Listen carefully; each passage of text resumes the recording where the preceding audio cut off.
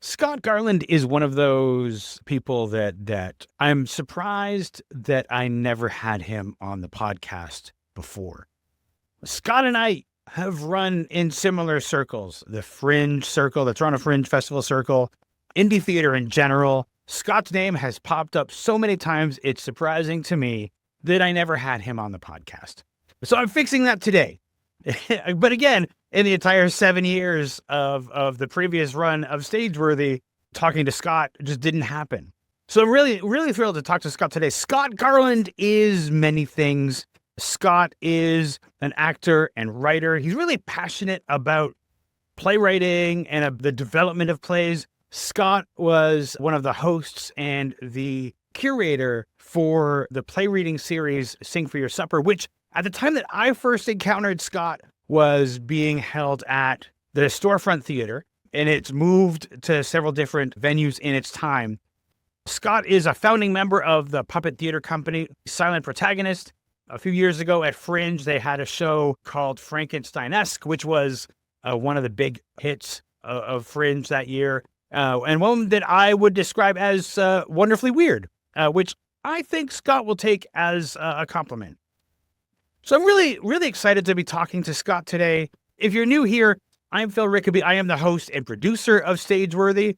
And so if you're watching on YouTube, make sure that you if you do the whole like and subscribe thing and hit the whole bell. If you are listening in your ear holes, make sure that if you haven't already, that you've subscribed to the podcast or followed if you're on Apple Podcasts. I would love to have you as a regular listener or watcher if you're on YouTube. So please join me. I have a Patreon. And my patrons are the ones who have allowed me to get to the point where I'm able to bring this back after a year of no Stageworthy. And so that's at patreon.com/Stageworthy. As a patron, you will become sort of the brain trust, suggestions for what the panel discussions will look like, questions for guests, and anything else that we can come up with together to make Stageworthy an amazing place to be. I'd love to have you there as well. That's enough business for now. Now, here is my conversation with Scott Garland.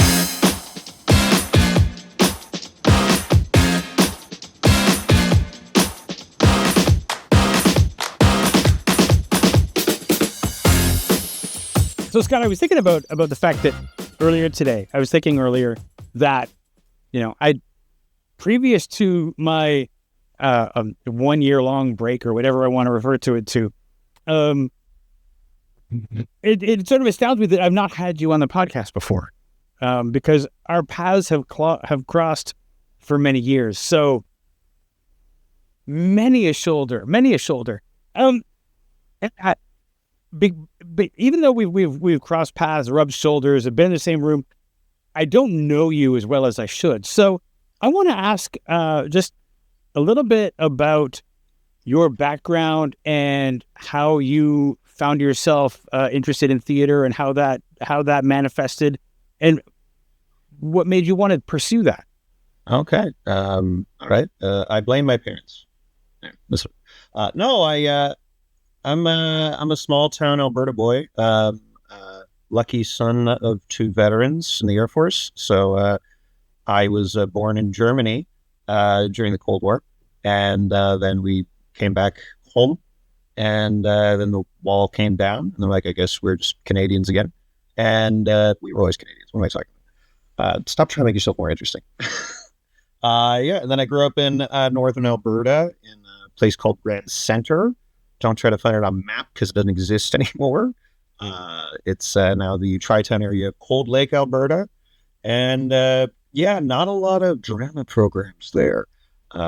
We had a high school drama class that I actually remember teaching once because the teacher was just like, you watch Who's Lines anyway. Could you just lead the class for a bit? I was like, okay. And I grew up, my parents, God love them, they threw as many interests at me as they could. They did the sports, did the music, they did the cadets, they did martial arts, like anything that you could think of. And I was just a sad kid until 1 year. They saw the Edmonton Fringe was a thing. It seems like a thing that happens every year. Get them out of the house. They took me and I was hooked. And that was my right before my senior year of high school. So I was like, oh, this is the thing. Oh, okay, yeah, this is all right. And then suddenly I came alive. And they're like, okay, it's a terrible life choice, and we support you 100%. So thanks, mom and dad. Was there something else that you were like, this is the thing I'm going to do, and then the Edmonton Fringe happened and you changed paths, or were you sort of adrift, not knowing what you wanted to do? I mean, everything was always in the creative sphere. I really loved writing from an early age. My favorite book in grade 3 was The Thesaurus. We had a class thesaurus. It was about this big, and it was described to me as my teacher was just like, it's like a thing where if you have a word but you want a better word, just look for it in this book. And I was like, that is the coolest thing ever, and technology will never get greater than this. So yeah, my first favorite book was The Thesaurus. I love drawing, but no, everything was kind of just like, what are you going to do, Scott? I'm like, I don't know, man. I'm just going to go with vibes alone. And then, yeah, Edmonton Fringe. I saw as many shows as I could.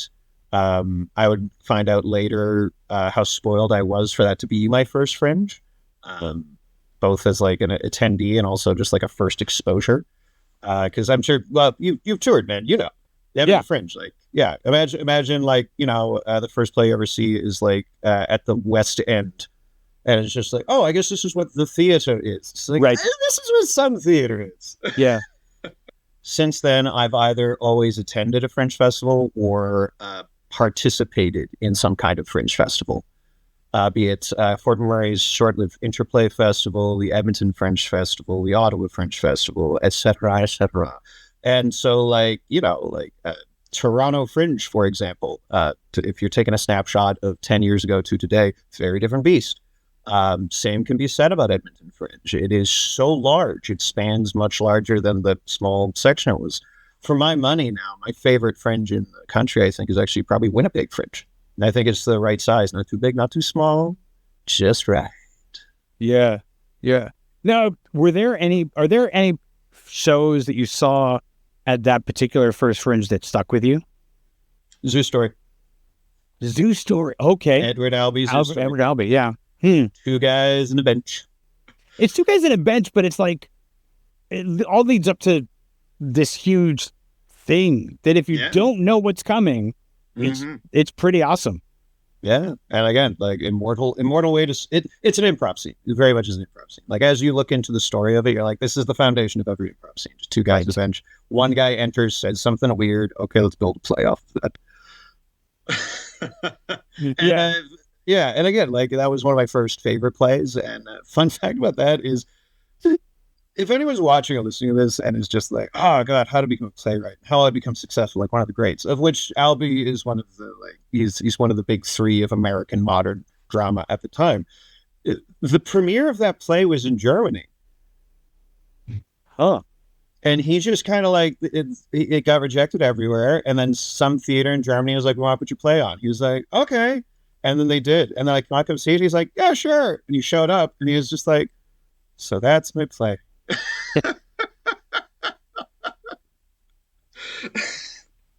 Yeah.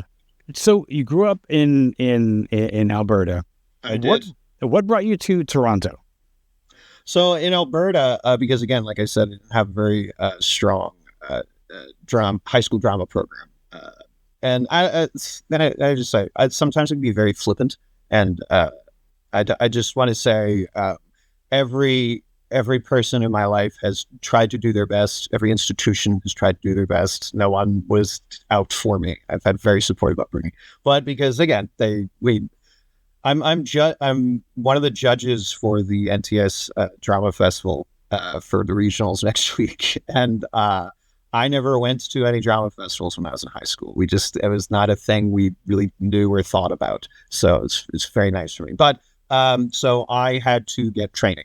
And back then they had these, we had a bunch of programs across the province. They were 2-year diploma programs in theater. It was Mount Royal. It was Keanu College. Back then, the Grant MacEwan University was a Grant MacEwan 2-year musical theater program, Rosebud. UFC, all of that. So I auditioned for all of them. Everyone said no, except for Fort McMurray. They're like, yeah, we could do something with this guy. So I went even farther north to learn what many people would learn the basics of drama is. I got to do it in 2 years at college and just be in awe and amazement. Then I transferred to Edmonton to get my degree because my parents instilled in me that, like, well, you got to get a degree. If you got a degree, then, like, it doesn't matter what you do in life, you got a degree to fall back on. That degree was in arts, in drama and English. Heck of a fallback. And when I was there, I got a lot more interested in writing and stage combat because Edmonton is a small town. So it's very small. I mean, I know people think like Toronto or anywhere they go, they're just like, oh, the old guard. Oh, it's such a small town. Edmonton's just like, yeah, there's 4 guys, and if any of them don't like you, you're not working.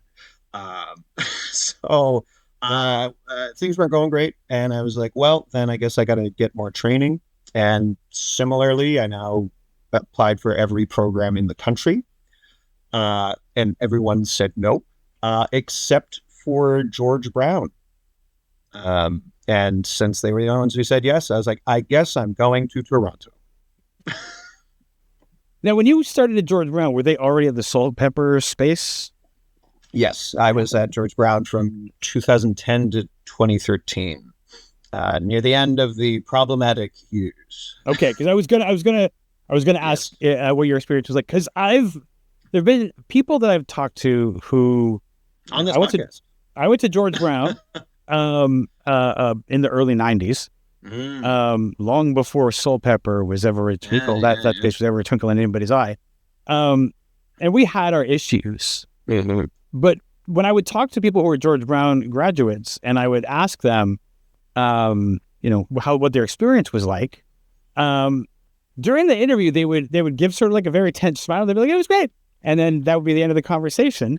And then afterwards, they would tell me these some of them horror stories, some of them uncomfortable stories, like these stories about the experiences that they had, and never wonderful to hear that about the school, the place that you went to school at, and see what it became.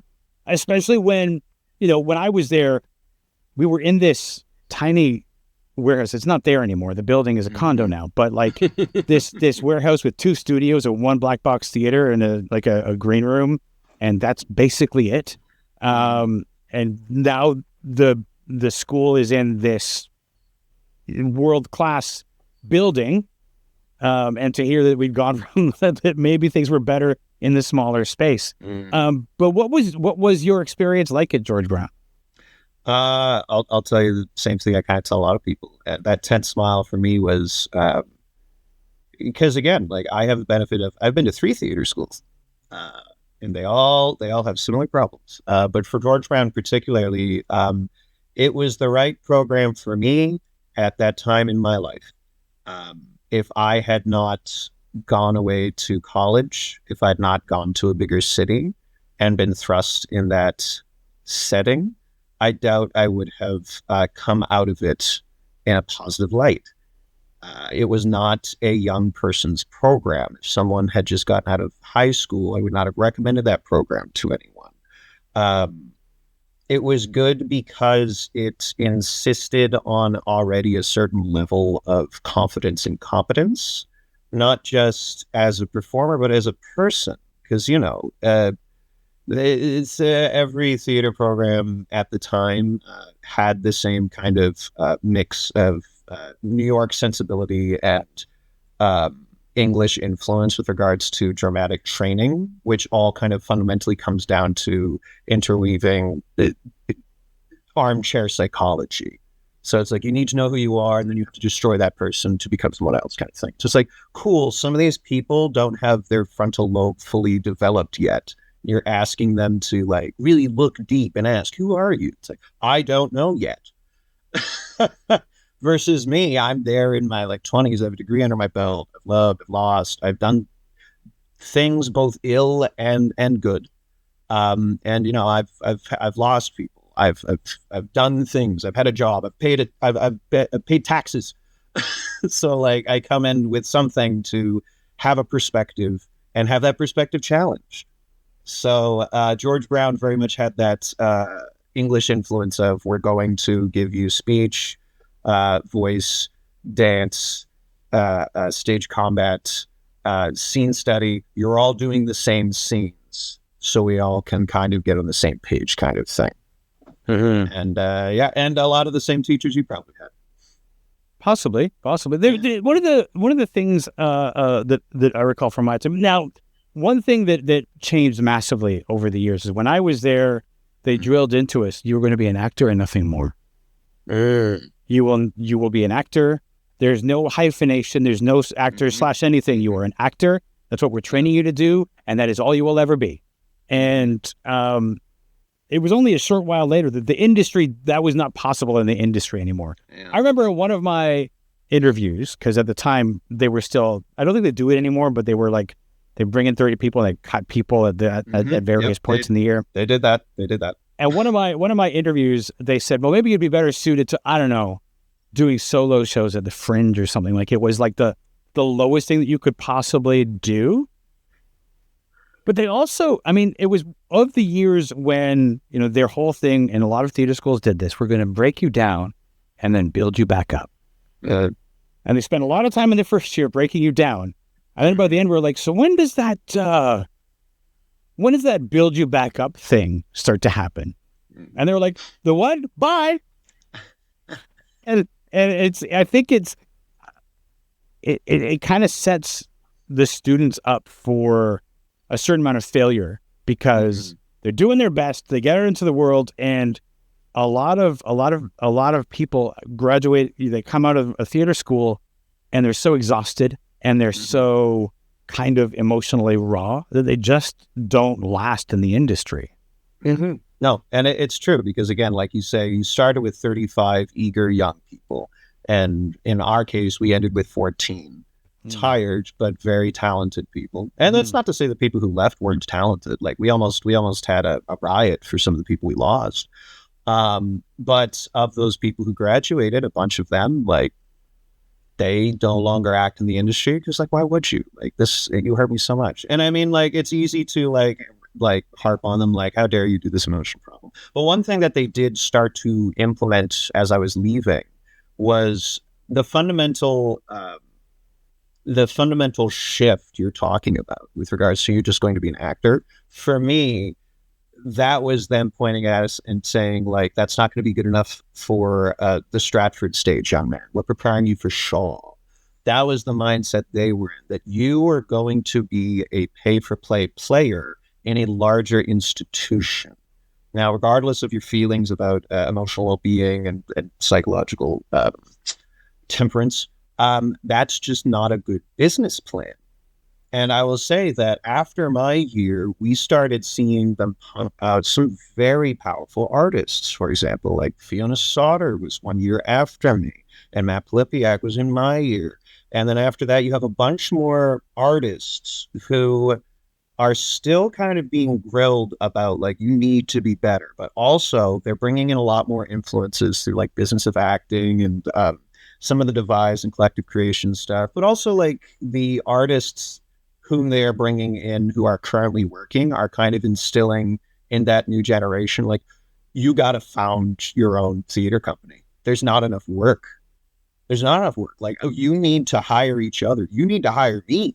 Like, the two houses, they don't have enough money and they don't have enough parts. And even if they do, they're going to hire you for like 2 or 3 seasons, and then you're going to be back here again. And all you're going to have to have known is how to hold a candle or how to hold a tray. So, I mean, the thing we kind of came to terms with by the time I graduated was there aren't really any more purely stage actors anymore. It's not a tenable occupation to have. And that's, some people might be like, ah, shucks, but it's like, okay, but like, that's reality. So try to expound it a bit more. What was most frustrating during theater school was honestly the days we bring in like a guest director who'd be like, cool, you're all actors. What else can you do? And I'm sitting there next to like someone who's just like, well, I'm a classical pianist. And then someone else is like, I can speak another language. And like someone else is just like, I'm a flexible tumbler. I'm just like, I came here to act. That is all I was able to do. That's why I left Alberta, because I could do it. I didn't know I was supposed to learn other stuff. Yeah, that just came out of me, didn't it? Yeah, no, it's funny because I think that I at the same time would have had the same difficulty. Now, I went to theater school. I was 19, like you said, because I think that the way that we treat secondary schools after high school, sort of that sort of part of the education process is the whole thing is to quickly get you out the door and into some kind of post-secondary program. And the schools are happy to have you. They're happy to take your money and do that. Although when I was at theater school, there was one person in my class who was 30 years old, and Peter Wilde, who is the head of acting, was always like, if only you would all go away. If only you would all go away and come back to me when you're 30. And we were all like, fuck you, old man. Come on. No, we're here now. But, he was like trying to get us to have that, I wish you would go and have life experience and then come back. But also the school was also very happy to be like, no, stay, until they didn't want you there anymore. Yeah. Well, I mean, and another thing you bring up is like, you talk about large class sizes for just an acting program. So like I said, I went and got a degree after my diploma, and it's a degree in a general arts program for drama. And that's a class size of up to 100, and all of them, especially in Alberta, most of them come in, it's just like, I want to be an actor. Why do they want to be an actor? It's because that's the most visual part of the whole process. Right. Yes. And then you start seeing, as you're going through your four-year degree, less actors are there because the more they explore it, the more they find other aspects of it. I mean, that's the thing about the theater industry, that like why you need to get people more involved earlier on is so that they can be exposed to it and not think, I'm going to do the one thing and obsess on it. It's just like, no, it's a gigantic, well-oiled machine. And if you can fill in more than one part of that machine, we're all going to be better off for it. So in the case of someone who's like 19, is like, I want to be an actor, shows up to an acting program, spends 3 years, as you say, getting broken down and built up again. Then by the end of it, they come out and be like, I think I actually wanted to be like a designer. But, you were mentioning that you sort of like writing was a thing for you, and that you started to want to write. Alongside writing, I want to talk about Sing for Your Supper, which is the first time that I kind of encountered you was as the host and curator of Sing for Your Supper. How did you get involved with that? And I guess we should start by describing what Sing for Your Supper is. Yeah. So Sing for Your Supper, a long time ago, kids, there was this in the theater, these upstarts who put on a play in an empty storefront. And they were just like, well, it financially for some reason worked out that they're like, well, if we just like lease this place for like, I don't know, like a year, then we can put as many places as we want on. And they did, and the landlord was game for it. He didn't care. He didn't ask any questions. There's a lot of above board stuff with regards to insurance, but they were putting some stuff on under, I believe, Red One Collective, and a bunch of artists were approaching and being like, "This is a great space. Can we put our play here?" And they were like, "Hold, please." So that's how they became venue owners. And one of them was the artistic director at the time, Ben Blaze. And I was in a play with him at the storefront called As You Like It by Rarely Pure Theater, directed by the lovely Rosanna Sarantino. And he was our fool. And, he was a kooky guy. I was a kooky guy. And I was like, this is a cool space. There's some great stuff here. He's like, yeah, we're trying this new thing. It's a thing we've done before, but we're doing it now that we have a space. It's called Sing for Your Supper. I went to a couple because, again, I was a writer, I was an actor, so it seemed like fun. And they were having a hard time keeping hosts on just because, like, the hosts were busy. And frankly, I think it was just kind of like a thing that was handed. But I was just like, I saw it and I was like, I could do something with this. I like this. I think there's something to be done here with regards to like that mix of talk show host and community member.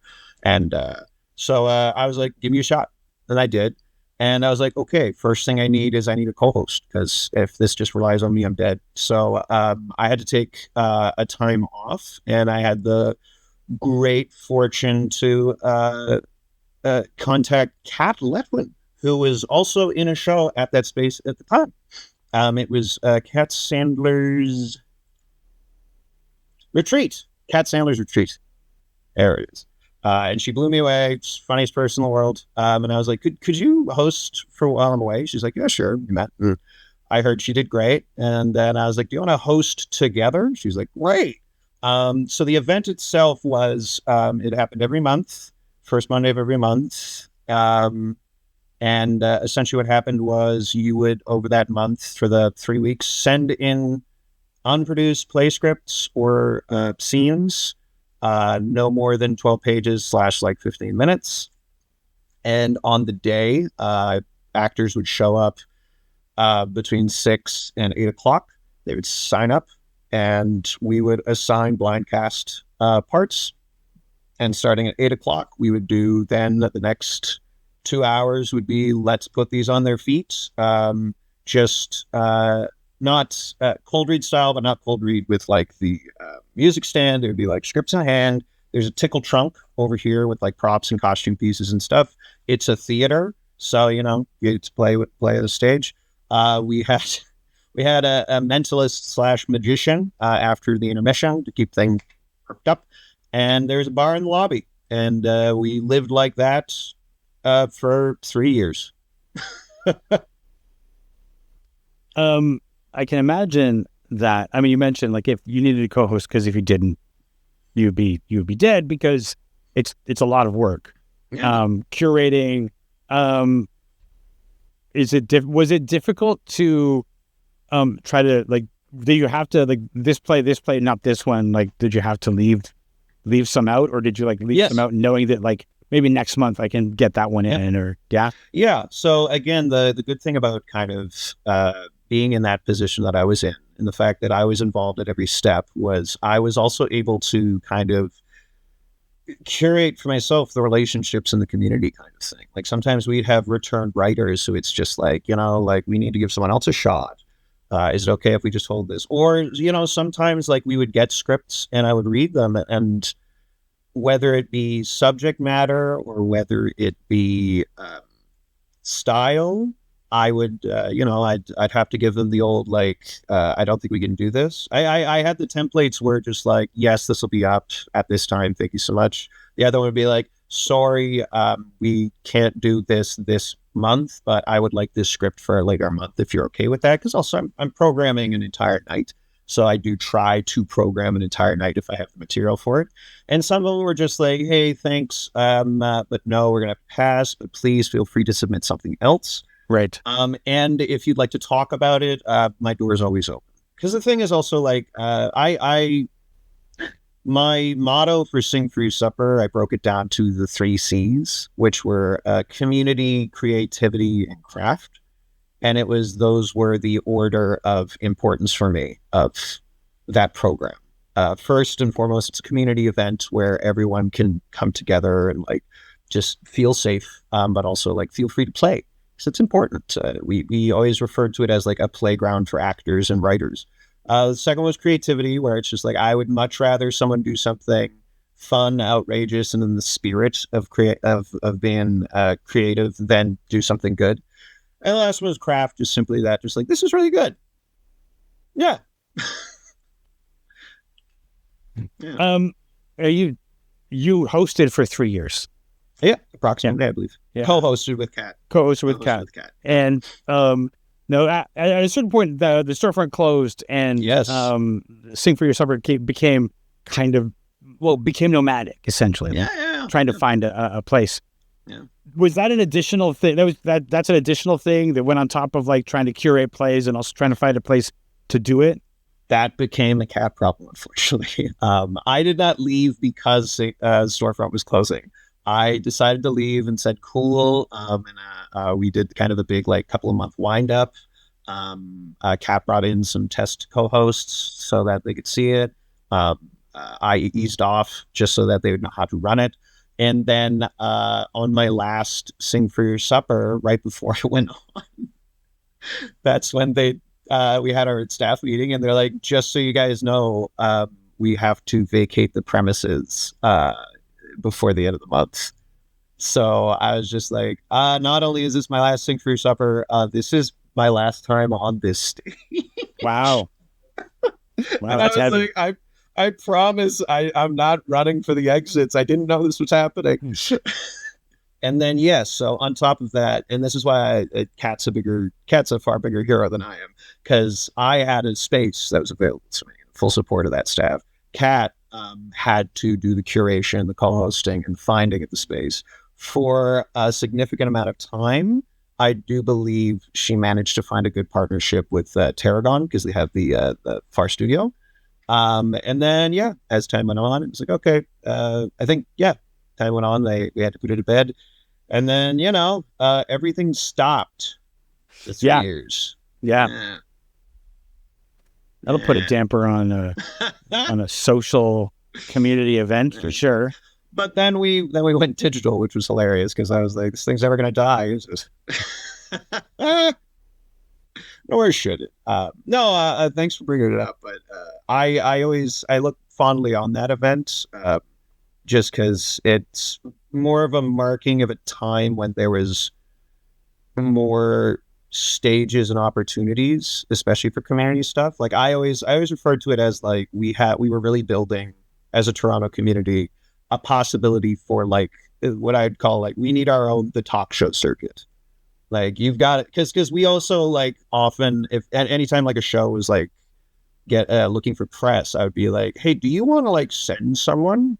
Because part of the night also involved like the community board was the second last thing we do at the end of the night. So everyone coming to act, no one's making any money. No one's getting paid. Right. No one's getting paid. But what you can get is you can get a little PR.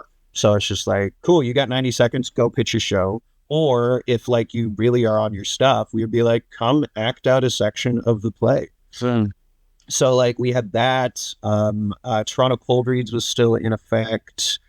Red Sandcastle was just like open for hire.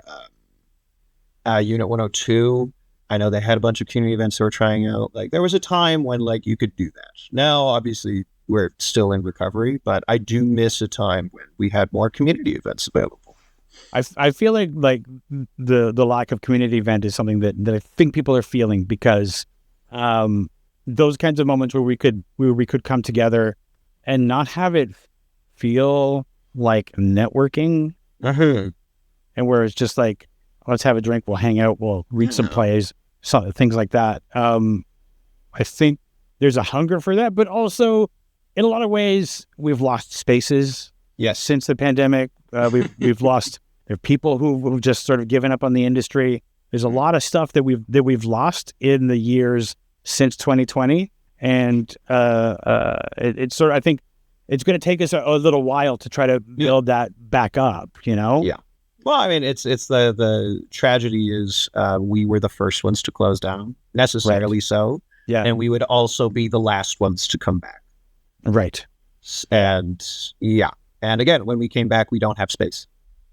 I'm glad Assembly is still there. I'm glad they're working very hard, but it is hard to be one of the only affordable spaces in the city. I'm hopeful to hear more from King's Black Box, especially because they're also trying to do more community events. They had their own 48-hour play thing, like what 102 does. Yeah. So I think more of that is needed. Yeah, absolutely. Yeah. I always refer to it, Phil, as when we're doing the next stage community talk. One of the things I kind of commented on was there is a crucial step in artistic development that is unfortunately very lacking, and it's not anyone's fault. It's just it's the thing that we require for more growth, and that's this.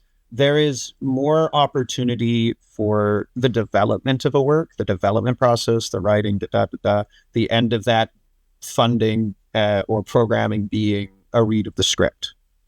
And then the next stage is put it on. You get that. The middle step is there's not a lot of availability for it. There might be some workshopping, but it's not. And it's also like, what does that mean? Like it's the stand-up community has a better grasp of it, where it's just like, I've got a piece, I'm gonna go do it. I'm so glad you brought that up, because it's one of my sort of pet peeves about the industry is that we rush. I think we rush to production. We try to get there really quick. Like you said, you have some writing, you get you do a reading, maybe you have a workshop, and then you go straight to production. We don't do multiple workshops, so we don't take the time. There are plays that do, and they've benefited from it. Kim's Convenience had several workshops over the years, and it is, and it's back. It's back, but it's also like, I still remember the moment in the theater, like when I realized how good this play was, and when it ended, it was a real standing ovation, not one of those ones where those people stand up, and then those people stand up, and these people go, I guess that's what we do. It was like, no, everybody stands up because it was that good a play. And I think, Inns is a very excellent playwright, but a very excellent playwright benefits from working over time and like, let's bring in some actors and do this. How does the audience react? Take that feedback, and then this over and over until you get like a gem. More opportunities to bring in more bodies. Because also, like, the writing process, like, this is what I hate about it, is it's a lonely time. Yeah. And again, like, you're like, yeah, we'll bring in like a small cast and maybe like invite some people, but it's just like, the more bodies you can get in to hear it, the better. In both collaborative, but also in audience receiving ways. It's great. Yeah. And again, that's what. Yeah. Well, that's what so like much, that's what like a Sing for Your Supper, a Toronto Cold Reads thing was. It's just like, because and this is not just to say, because we're talking about it on a project by project basis, but this is also true of any artist practicing at all.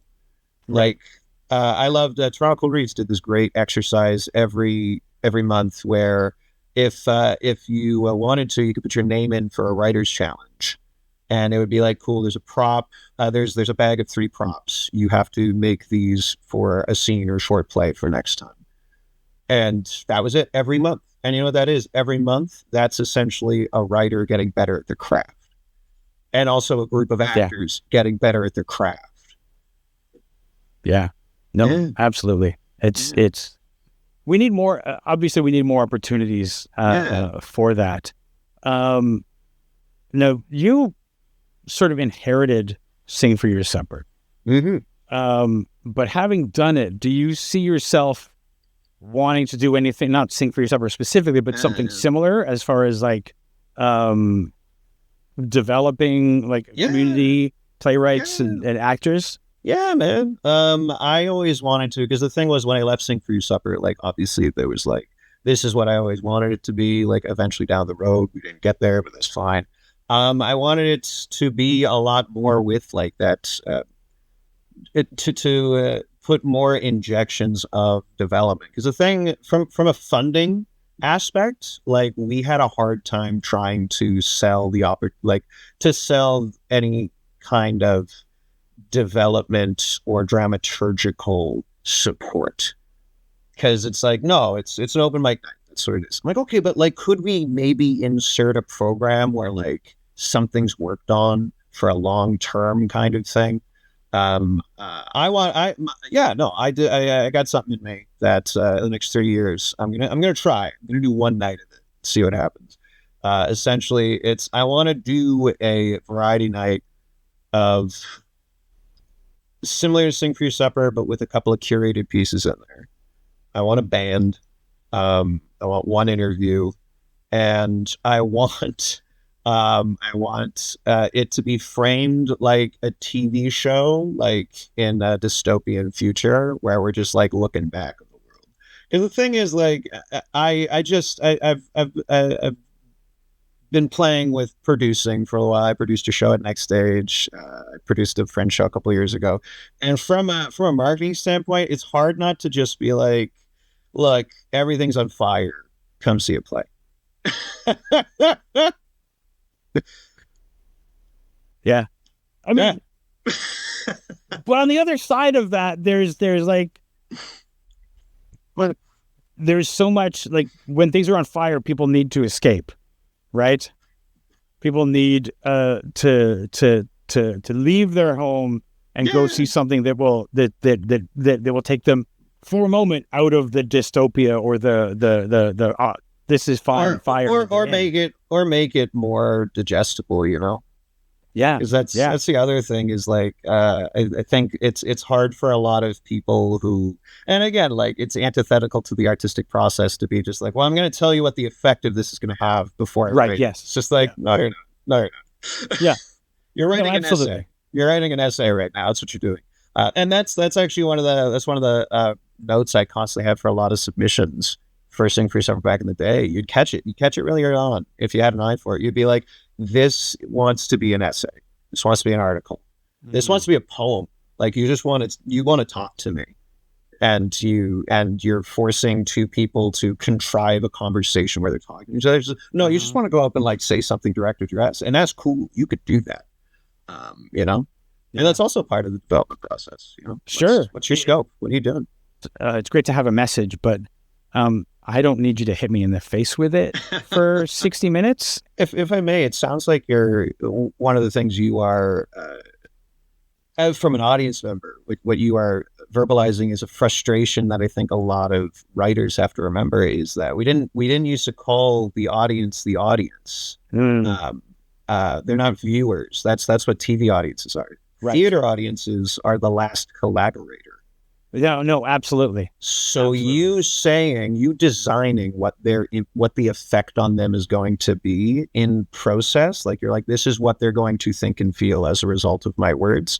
You are robbing them of their input, which is it's classic blunder. You know. Yeah. Years ago, I was in a theater company called Keystone Theater. We did plays in the style of silent film. And we took this play across Canada, The Last Man on Earth. And when we first started doing it, people would come up to us afterwards and they would tell us what their favorite part of the play was. And they would describe a scene. And we were like, that's not what was happening. And we would like try to correct them. And then it just became like this fascinating thing of like, each person is enjoying this play, but each and every one is taking something completely different away from it. And so we would just be like, I want to hear what you thought. And it becomes really exciting when when you're not telling an audience what something means or what it is even, that they just go along for the ride and their brain makes connections that you didn't expect. It's fascinating. For sure. Just a few years ago, you were involved with Silent Protagonist and you did Frankensteinesque. Yeah. So that's our company. Graham Black Robinson's the artistic director. He's the puppet builder. Murphy Diggin, she's the production manager and also fellow producer. And she's currently working really hard securing the future of our young actors with main stage musical theater for young people's program. They do 2 musicals every year. And while also being one of the, I can't remember her title, some kind of producer with the Canadian Opera Company. Right. Yeah. And that was an interesting Fringe because that was the first Fringe back that didn't have any creditors from pre-COVID times. Right. Because 2022 still had like, hey, if you had it in the lottery for 2020, you can still do this. Right, so 2023 was very fresh and new in a lot of ways. A lot of lessons were learned in that one. Because that was a hugely, there was no script for that. And I was originally supposed to dramaturge it, but didn't happen. And then that's what you got. Final result was very much a result of the cast and director Nicole Wilson kind of going together with this beautiful puppet that Graham made. And just like building that thing from the ground up. Had you worked on something that was devised before?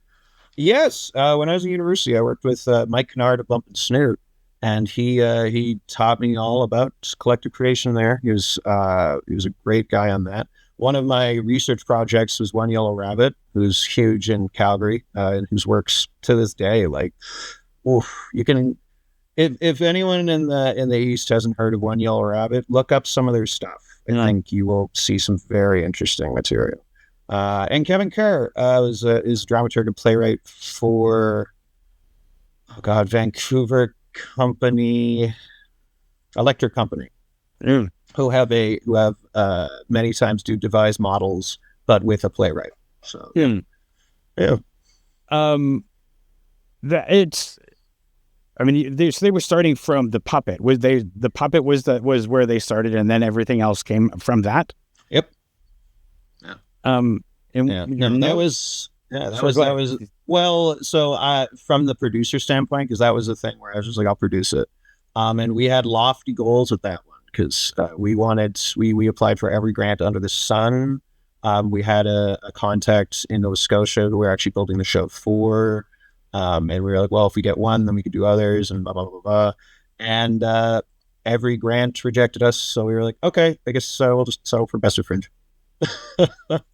I mean, the thing is that one of the wonderful things about Fringe and the Toronto Fringe, it's like the one time where the audience is like, give me weird.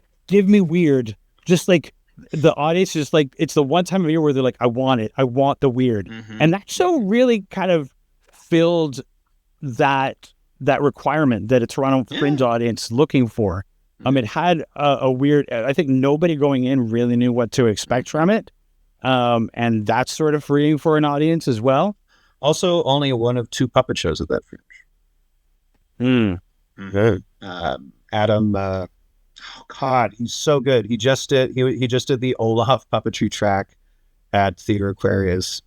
From Pucking Puppets, right?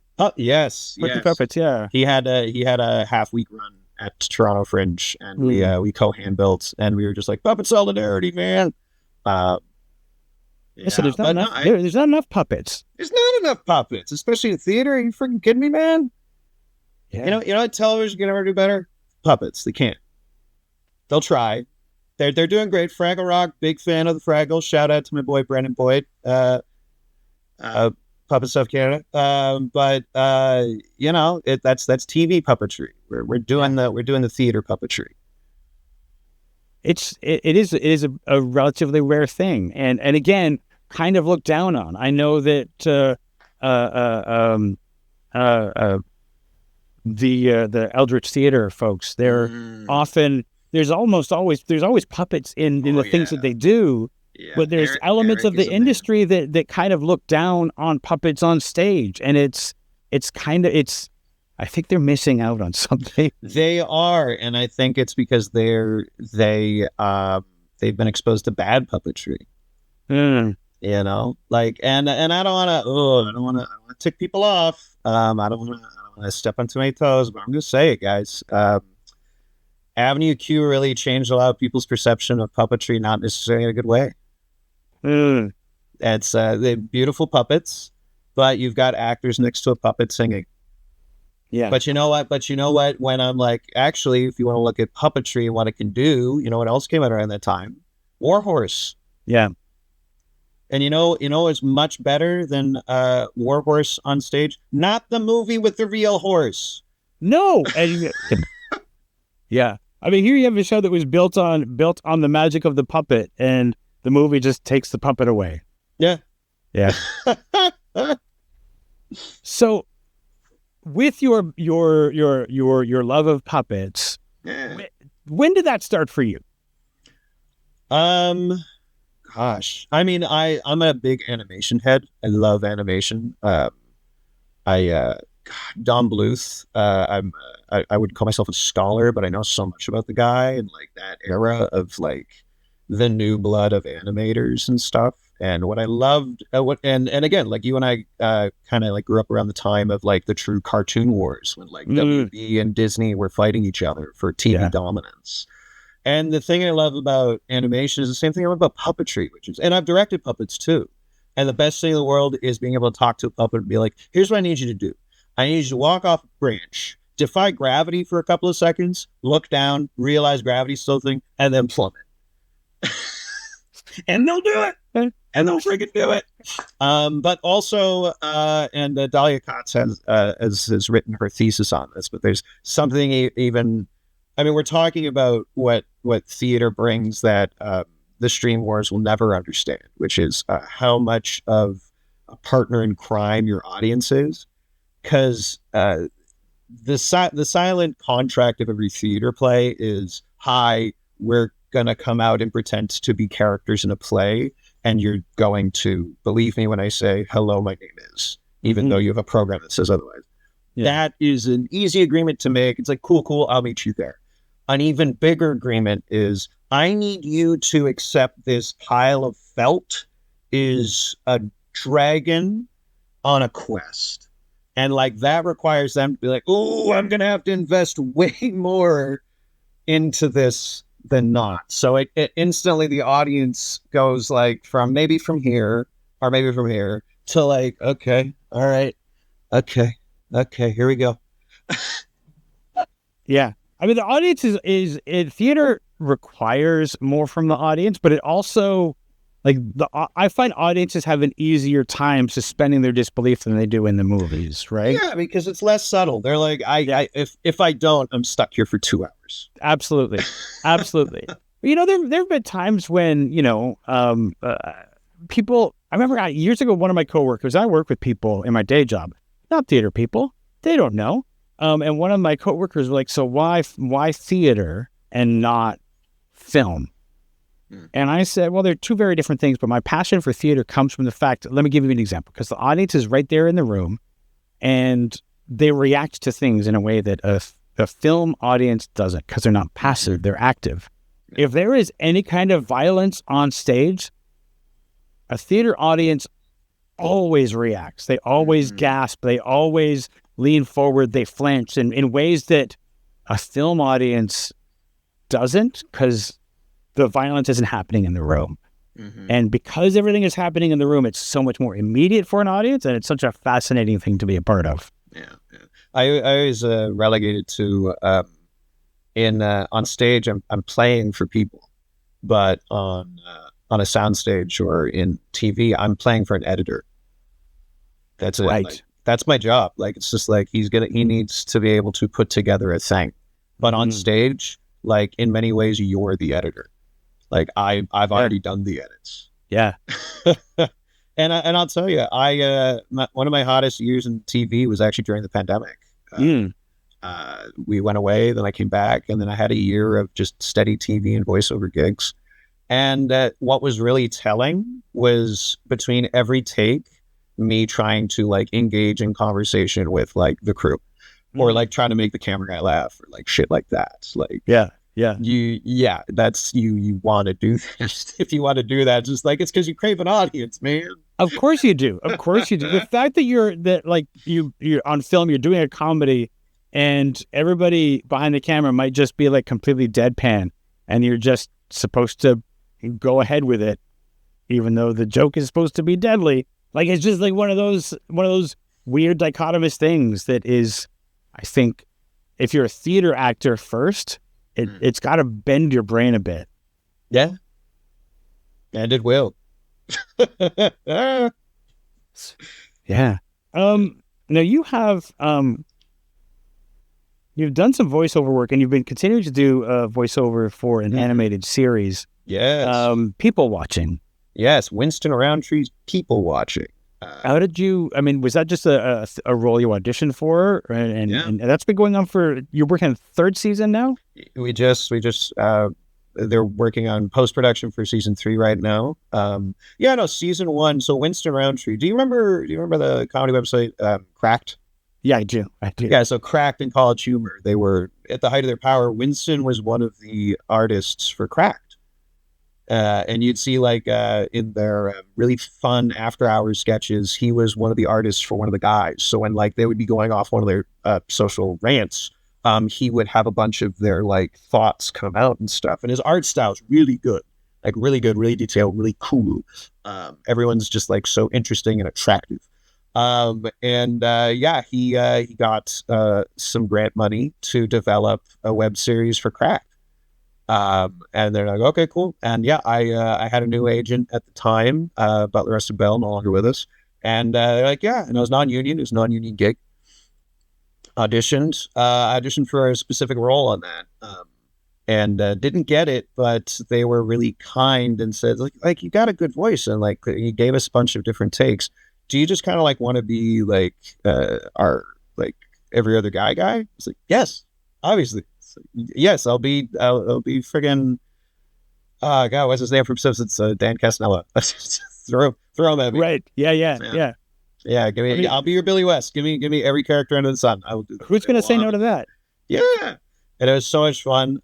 He gave me a dream come true in season 2, where he had me do the Michigan Frog from Looney Tunes for a bit. And the way we recorded, bless him, we do it ensemble style, so the cast all records together. Oh, okay, that's fun. So I got to solo the Michigan Frog bit in front of the whole cast, who has to silently watch. As I'm going, hello, my baby, hello, my honey, hello, my ragtime gal. And they're just like, and I believe we did it in one take. They were just like, wow, okay, Scott, go. It's just like we did. It's like, I think we're good. John Blair's just eating his fist in the corner. Oh God. But doing like ensemble, like recording like that's pretty rare. It is extremely rare. But I think it's an old style of having done. I think that's how the voiceover was done for the Rudolph the Red-Nosed Reindeer stuff, with like everybody was in one room. It was an ensemble piece. It wasn't actors in a different spot. And I think that kind of gives you something, gives you people to play off of and that sort of thing. Oh, God, yes. It's got to be a lot more fun than just a one-lone guy in a room.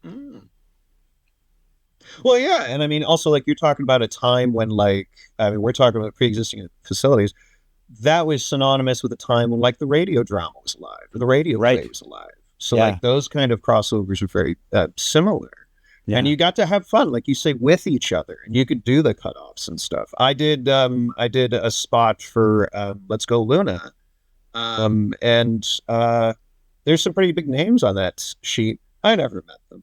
No, I did all my things in isolation, you know, bless them between like first of all practices, like safety practices, like yes, no, put me in a closed space with this person in their germs, please. It's like but yeah, no, it's God, it's so much freaking fun. No, we recorded season 3. I don't know if they have a what do you call it, a supplier yet, or like a shipper yet, but when it comes out, I recommend everyone watch it. It's so freaking good. I'm such a fan of the show, which is weird because I'm on it. Do you find it? Do you listen back and like recognize your voice and go like, oh, because as an actor, when you're on film, it can be very difficult visually to like watch a show you're in and even be able to be in the room sometimes. When you're watching an animated thing that you did a voice for, do you have that at all, or is it like so much distance that it's not like that? I'm more like that for audition tapes, I think. But like it's, you know how it is, like in this world where we are now our own editors for our own tapes, like you have to get out that very quickly. Right. Yeah. You know, I either bite it down or whatever. But also like when it's done professionally, I'm just like, oh wow, they got that out of me good. Right. Yeah. Same thing for like you know, if you do audio stuff, you have to get past that. And my voice sounds like that thing that everybody has the first time they hear themselves on tape, and suddenly you have to become comfortable with what your voice really sounds like. Well, I mean, talk about something I wasn't prepared for. Went to 3 theater schools. Not a lot of TV training, and so like I took a weekend intensive with Lynn Cormack. And she straight up was just like, if you're uncomfortable seeing yourself on film, then you need to film yourself a lot. And you need to get comfortable, because you're going to have to look at it from a expert professional eye, because this is part of your craft now, is being able to tape yourself, look at your thing, and say for yourself whether or not this is a good tape or not. Yeah. And not good as in like, am I good? It's just like, is this an acceptable tape? Yeah. Yeah, it's tough. My degree didn't prepare me for that. You know, there are things that you find out in the industry that they didn't prepare you for. And for me, the first one that I encountered that didn't prepare me for at all was ADR.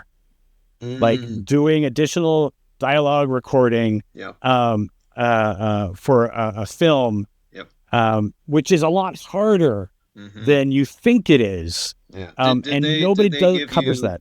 Did they give you the beeps or did they give you the countdown? Oh, they gave us the beeps, but it's still like...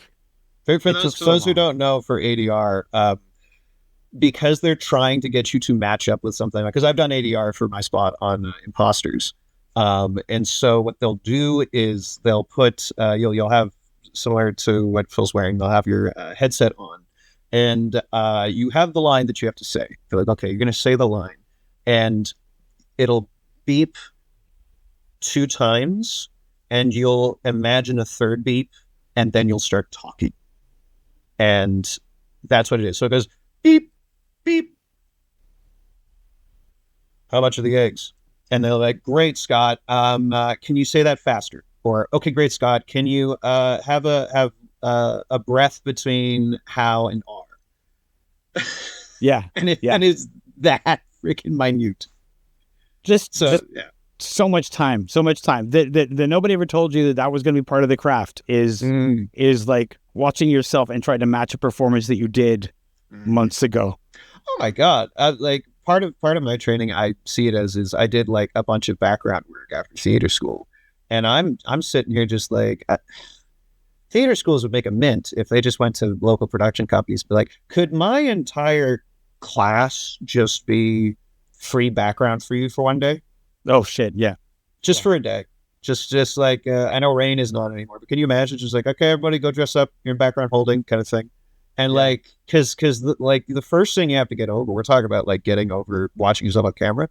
Try getting over being on a film set for the first time. Right. Yes. Can you imagine doing that, but you haven't like been on camera yet? Yeah. It's wild. It's a wild thing to ask. It's a wild thing to do.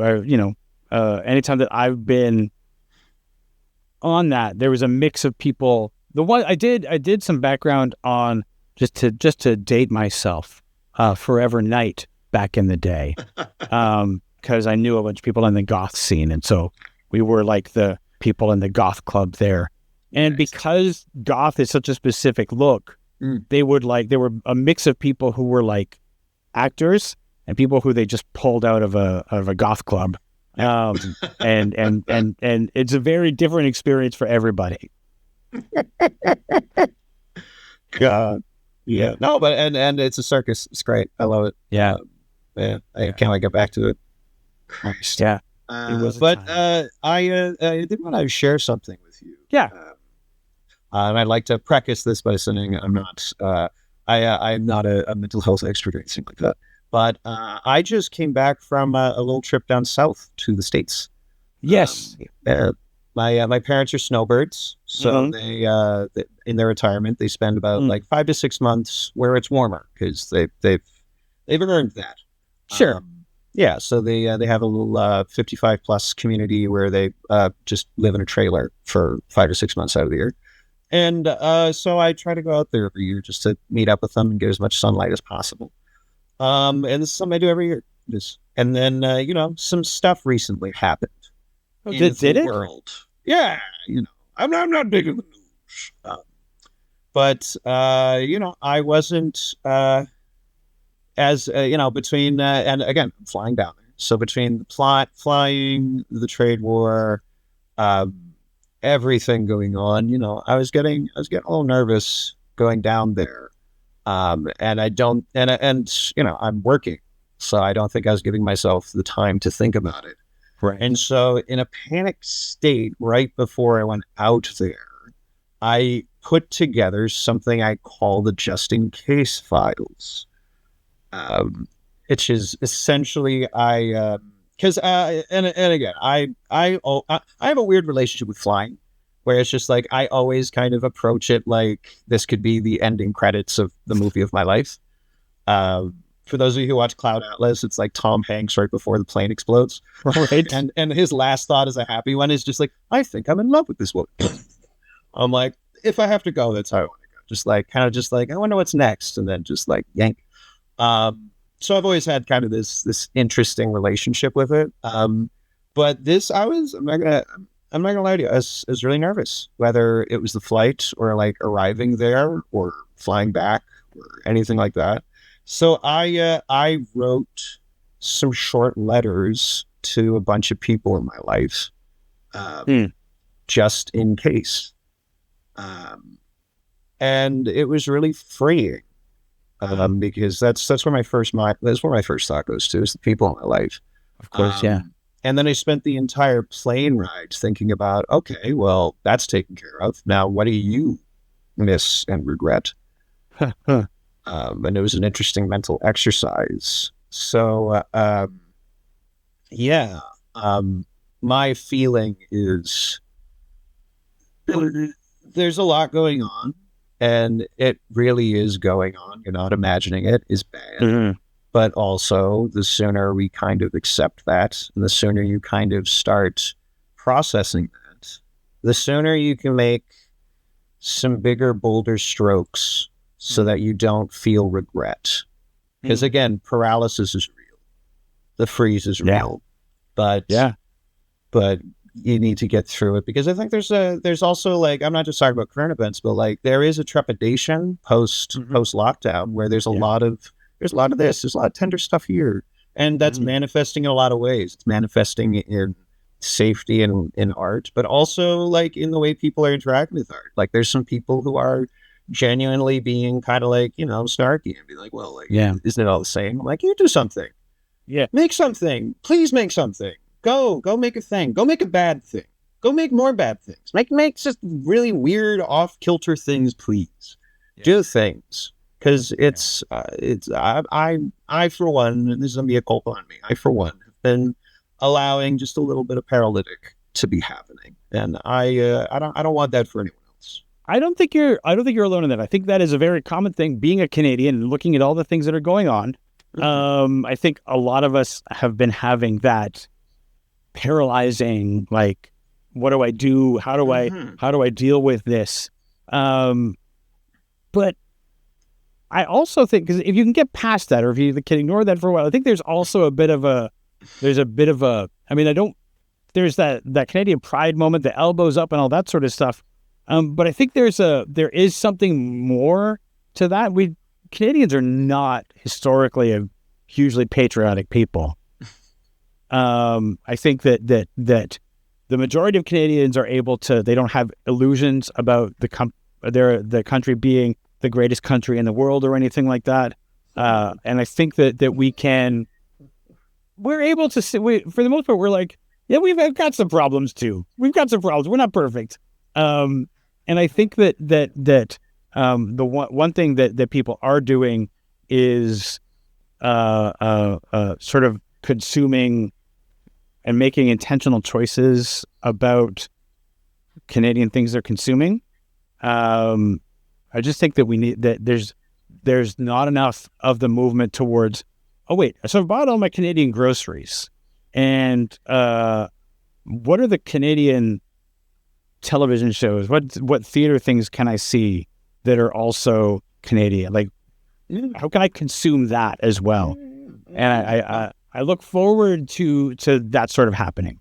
Yeah, and again, like, it's we're talking about structures that are in place, both from like just our television programming, but like we were just talking about theater programs. Yeah, and those theater programs were largely based off of foreign imports, be it the English old style. Which, by the way, if you go over there to Lambda or RADA and you're like, well, you guys do this, right? They're like, no, we stopped doing that. Like, we've evolved. Like, what, you think we just do you think we just be like everyone fence and wear codpieces? No. Like, right. You want to see like some cutting edge with regards to like devised entertainment? They're over on there. They're on it. And they're grabbing from other cultures. They're doing that. Yeah. Over here, we had very much, and again, I think part of that was because A, funding, also B, insecurity, is just like, well, this is how they do it at Juilliard. It's just like, well, I'm not at Juilliard. I'm here. Yeah. What are we doing? And again, like you say, like one part of it is like, but another part is like, fuck you. Yeah. We're doing it. Yeah. And I will say, I'm doing it doesn't necessarily have to be anchored to patriotism. No, this was the argument we always got in when we were talking about grant funding and or theaters where it's just like, well, we want to do Canadian programming. What's a Canadian play? Like, well, by definition, I'm a Canadian in Canada and I wrote a play. Can't that be the end of it? Yeah.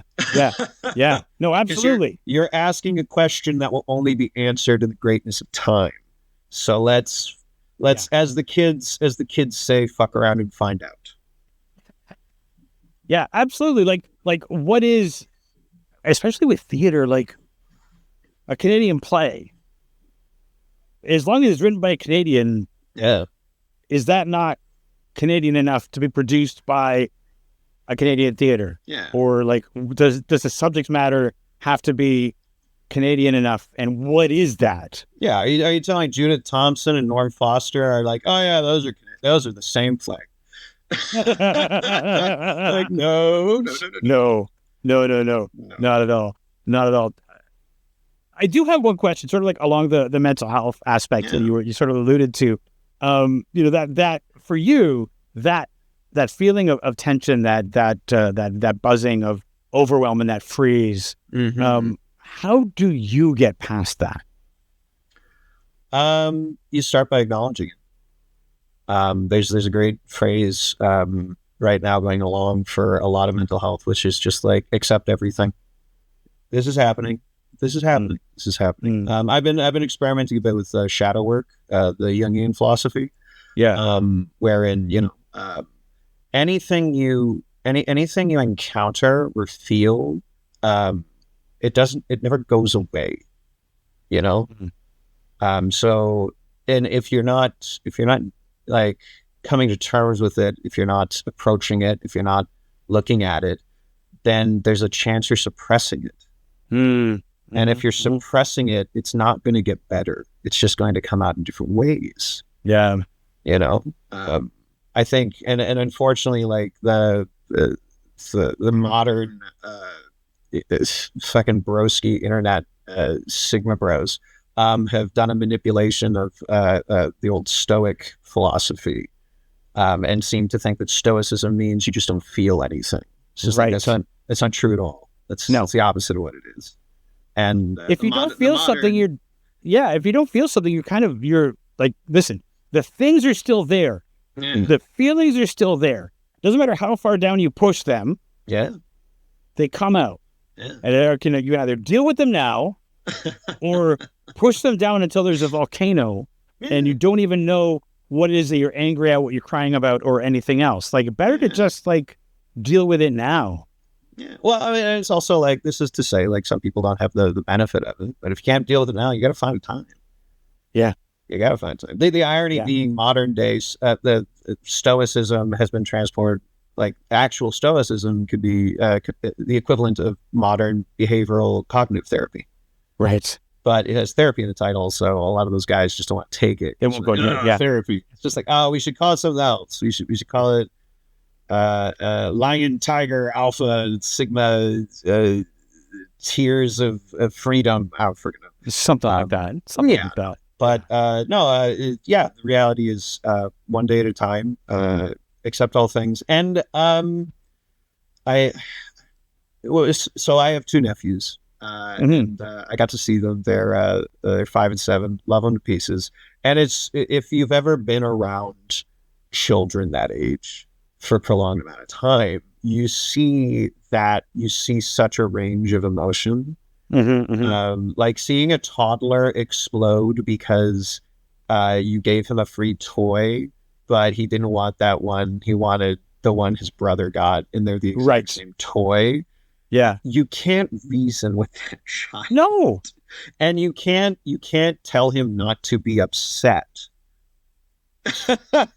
Yeah. There's a phrase that's been starkly put on the internet, which is your facts don't care about your feelings, man. Yeah. But I'm like, actually the inverse is true. Your feelings don't care about facts. It's true. And if you remind yourself of that for everyone you're kind of encountering in the world, then and then you also allow that for yourself, then you kind of get to treat a lot of what you're feeling like a scared toddler. And the only thing you can do in that situation is kind of sit with it. Yeah. Yeah. Don't rush it. It's all gonna be okay. Yeah. Yeah. So sometimes, listen, the thing that I always tell people is, the pandemic introduced us to the doom scroll, and it does not help anybody. And whenever you catch yourself in the doom scroll, you have to stop. Yeah. I took a week off. I got rid of I suspended all my accounts. And then when I came back a week later, we were all still kind of talking about the same thing. And I was like, oh, I'm no longer using this for news. Yeah. Well, it's like the we used to have the 24-hour news cycle, and now the news cycle is basically just the same thing. Oh God. Forever. Yeah. No, Bo Burnham had the best analogy. Comedian Bo Burnham. Hey Bo, we don't know each other. But he had the great analogy of once upon a time, people were fighting for land, but now all the habitable land masses are kind of spoken for. So now the new frontier is human attention.